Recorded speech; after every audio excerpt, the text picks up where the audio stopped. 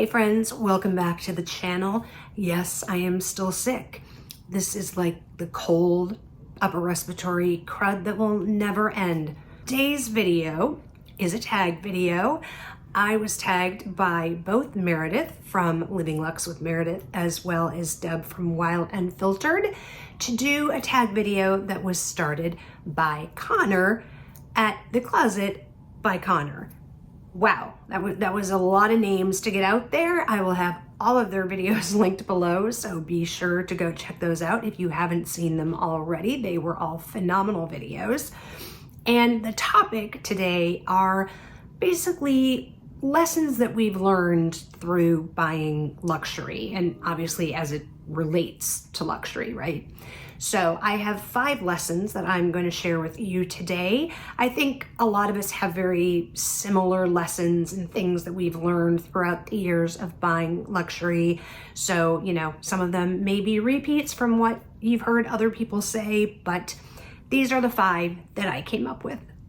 If you're new here, my name is Lisa and I love to do videos on beautiful things, mostly luxury, handbags, shoes, ready to wear. I like to do some styling videos, and I do those things from the perspective of someone who is in the middle of her life, as well as someone who is mid-sized. So if that sounds like, you know, content that's interesting to you, come join us. Click the subscribe button down below and the notification bell so you know every time I upload a video. All right, number 1. And this one I would say I've learned kind of recently, actually, and that is never say never. Now, I've watched lots of, luxury YouTubers throughout the years. I've been enjoying YouTube content for goodness, probably at least 10 years. So I've seen a lot of luxury YouTubers, say, I'll never do this. And then a year later, or whenever it is, they, say, okay, I'm eating my words and all that kind of thing. And I don't know that I've ever personally really experienced it, or maybe if I did, it didn't really hit me as much because before I had my own channel, I wouldn't have made like that statement probably to anybody to know, I guess. So maybe it's just that I've learned it from the standpoint of I made a video saying some of the things that I would never buy in the luxury space, and lo and behold, I bought some, this year. And I made a video about that saying, I'm sorry I lied to you, but I bought some of these things. So for example, in that video, I said I would never buy luxury luggage. And I bought the Louis Vuitton Horizon 55, is that what it is? I think it's a 55, something like that. I also said I would never buy Louis Vuitton Christmas animation pieces. I was worried about the screen printing and I have to be so careful and all that kind of thing. And not only did I buy one, but I bought 2. Now granted, I bought 2 because I wasn't sure which one I wanted to keep and which one I liked better, and I did return one of them. But yes, I ate my words. I think as Minnie from Makes For All likes to say, 1 letter at a time.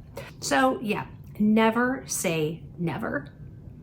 So lesson number 2 sort of dovetails, I guess, off of the never say never. And that is that you're allowed to change your mind about lots of things. You're allowed to change your mind about things that you said you would never buy that you then end up buying. But also, people's lives change and people's tastes change. So, bags that I might have bought 10, 12 years ago maybe aren't necessarily my style anymore. Or, for example, my whole sort of lifestyle has changed by moving from Kansas City to New York City, where I used to drive a car. And so having a lot of handheld handbags weren't a big deal for me in Kansas City because I didn't have to schlep them places by hand, right? In general, I was putting them in the passenger seat next to me in a car, driving to wherever I was going, getting out of the car, if I was going grocery shopping or, to Walmart or something, most of the time I've got a cart that I can stick it in so I don't, again, have to be carrying it. And a lot of that has changed now that I've moved to New York. I really, really appreciate a crossbody bag. I mean, that to me is probably one of the most useful bags. I actually have been using a lot more tote bags that, again, I never thought I would use tote bags in the way that I do now that I live in New York City. Your stage in life changes, right? I mean, so again, maybe when you first started buying luxury, you were a mom with young kids. So yes, you wanted a tote bag to use as a diaper bag, and maybe you just wanted a small crossbody to wear along with that. But now that your kids are out of diapers and whatever, you're able to carry, the larger, maybe handheld bag, because you don't have to be wrangling them and being hands-free and all those kind of things. So like I said, not only does lifestyle maybe change, but life circumstances change. And again, your taste just may change. And that happens a lot, I think. I've sold bags in the past where it's not that it's necessarily that I can't use the bag anymore because it doesn't fit my lifestyle. It's just that, it doesn't make my heart sing anymore. So you are allowed to change your mind in that respect. You're also allowed to change your mind about items after they come out, right? I can't tell you how many videos I have watched of people saying, oh my gosh, the Chanel 19, I hated that bag when it first came out. And then, a year, 2 years later, whatever it is, now they love the bag and they have 3 in their collection or whatever the case may be. I myself personally can say when the Louis Vuitton Cousin bag came out, I was not a fan. Now, I think when it first came out, maybe it was only in the MM size, so maybe part of it was the size, but even so, I didn't really think that whole 3 compartment thing would really be flattering. And once you start putting your stuff in it, is it just going to become sort of this giant trapezoid or really more of like a triangle with a very, very wide, base kind of thing.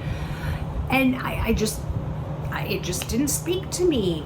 But now I really, really like the Cousin. Part of it may be because, you see it more on social media, you see how people style it, you see people you like and admire wearing it. So for example, I will fully admit that seeing Deb from Wild Unfiltered wearing the Cousin bag when we were in London, I was like, that is a great bag. I mean, I don't think I had ever tried it on myself, and I think you just kind of sometimes instantly develop a predisposition to something, or it's kind of your first instinct to either like or don't like a piece, and then unless you kind of try it out or see it for a while, you just kind of go with that and you just don't give it a chance, right? Sort of the don't judge a book by its cover kind of thing, that you talk about with people, or you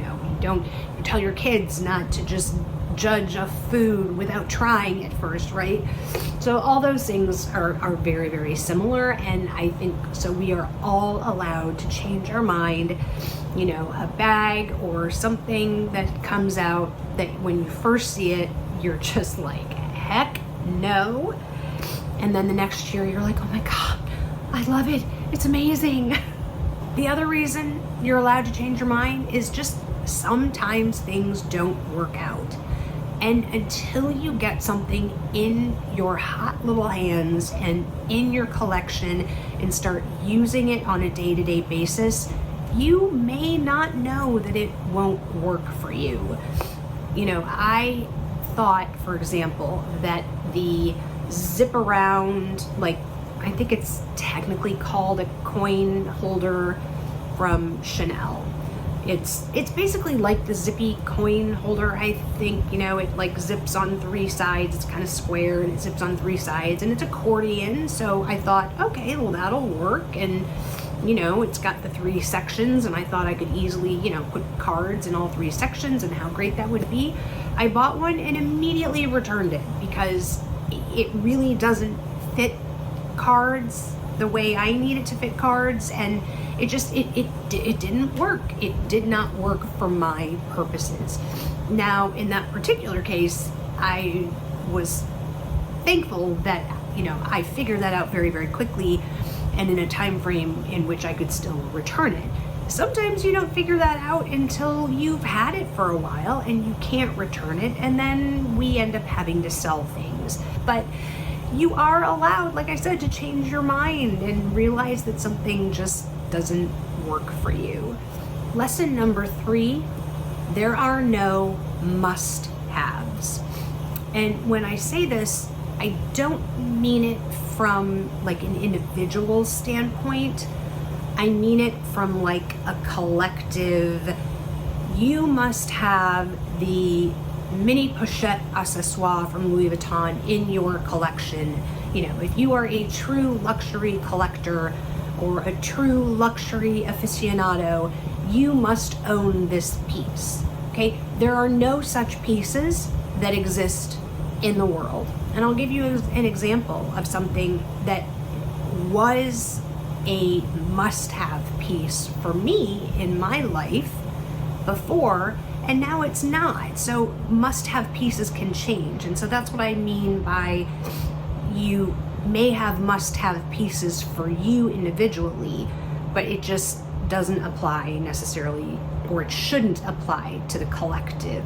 So for example, for years and years, I carried the Louis Vuitton 6-ring key holder.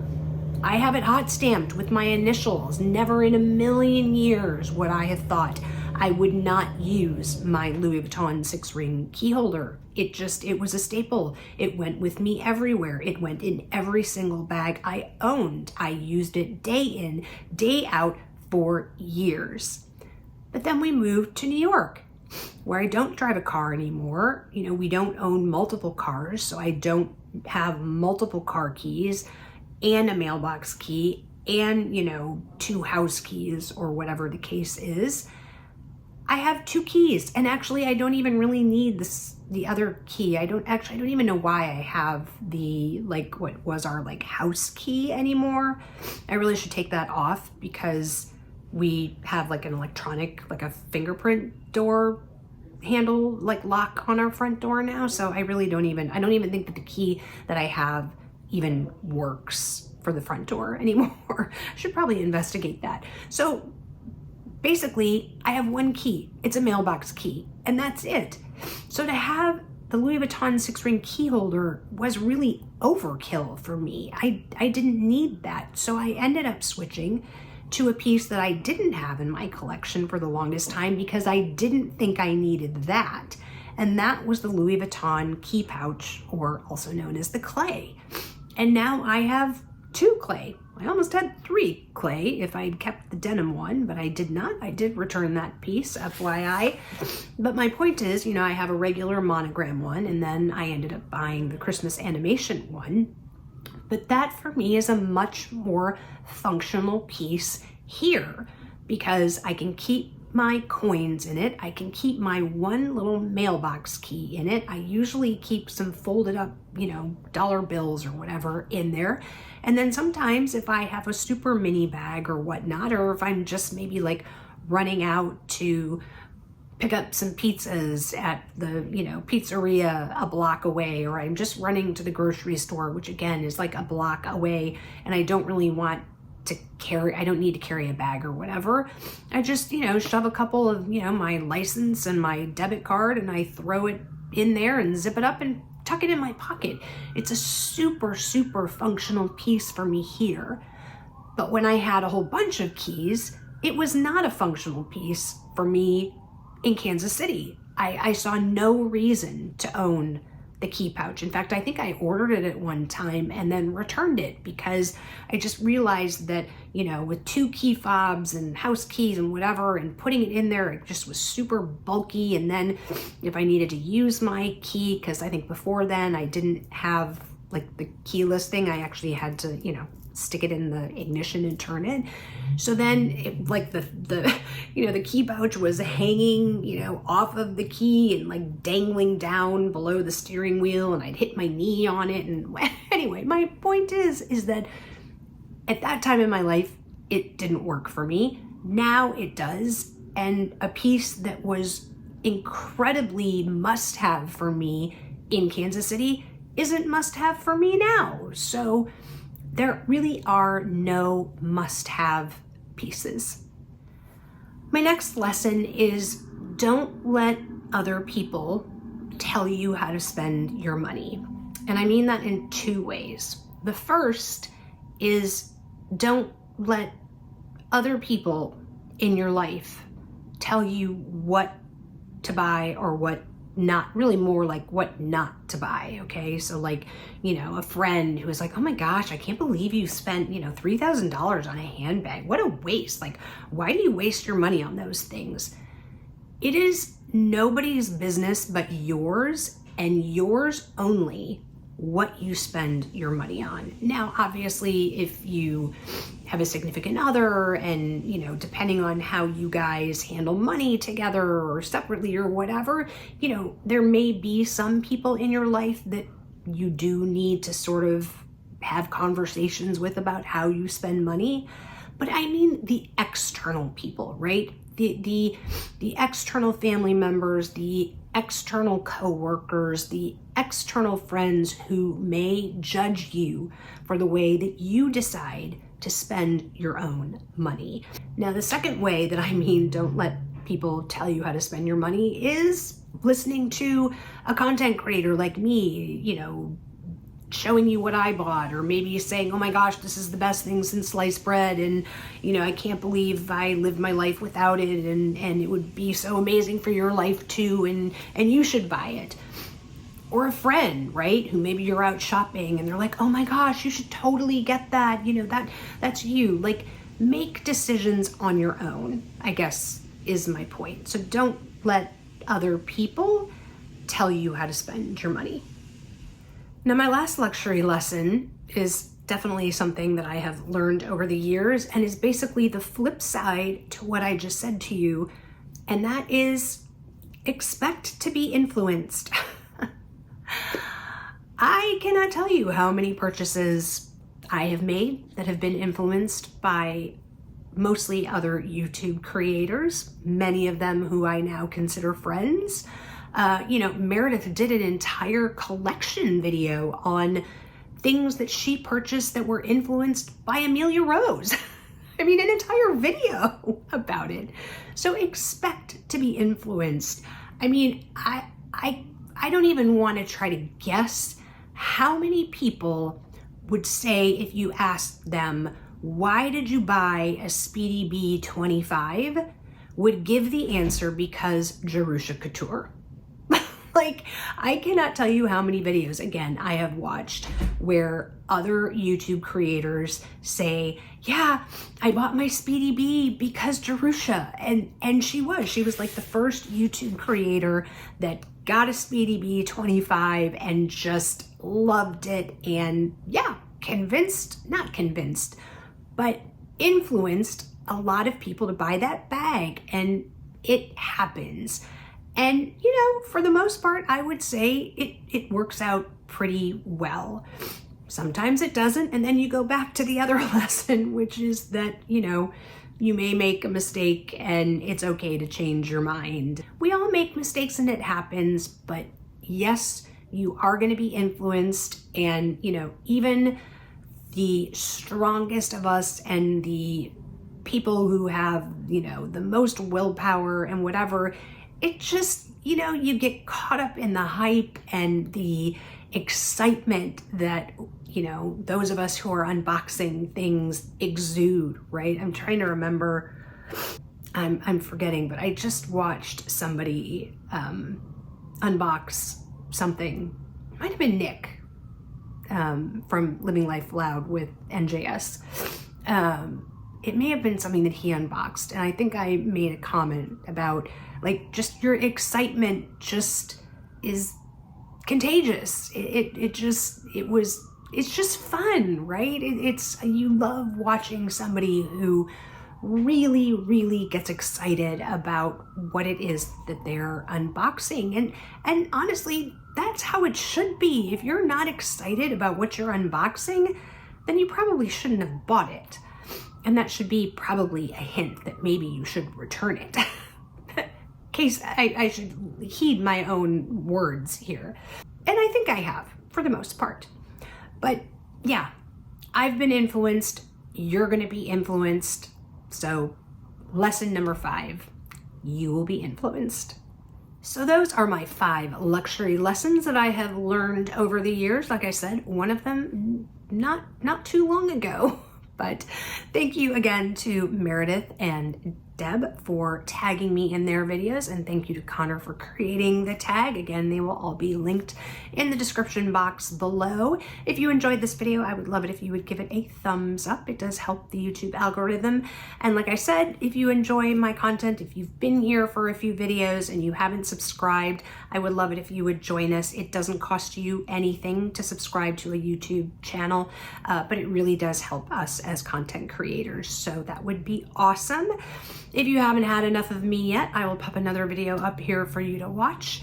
And wherever you are, I hope you are having an amazing day or evening. And I will catch you in the next one. Hopefully not sounding sick.